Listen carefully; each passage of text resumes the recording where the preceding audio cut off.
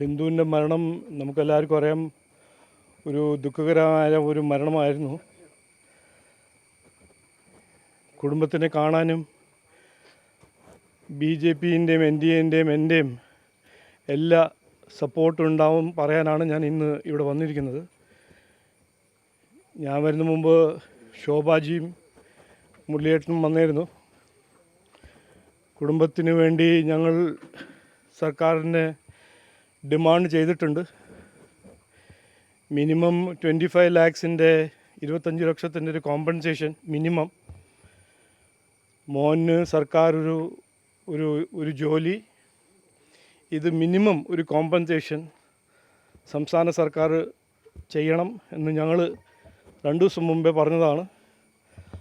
അതിന് ഇന്ന് ഞാൻ റിപ്പീറ്റ് ചെയ്യുന്നു, ഈ സർക്കാർ ചെയ്യണം. ഇത് ഒരു ആക്സിഡൻ്റ് ആയിരുന്നില്ല, ഒരു കുറ്റകരമായ ഒരു അനാസ്ഥയായിരുന്നു എന്നാണ് ഞങ്ങൾ അങ്ങനെയാണ് കാണുന്നത്. അപ്പോൾ കുടുംബത്തിന് വേണ്ടി എല്ലാവിധ സഹായം സംസ്ഥാന സർക്കാർ നൽകണം എന്ന് പറയാൻ ഞാൻ ആഗ്രഹിക്കുന്നു. കുടുംബത്തോട് ഞാൻ പറഞ്ഞിട്ടുണ്ട്, പാർട്ടി അവരുടെ ഒപ്പം ഉണ്ടാവും, കൂടെ ഉണ്ടാവും. ഞങ്ങൾ BJP എന്ന് പറഞ്ഞാൽ ഇവിടെ വന്നു.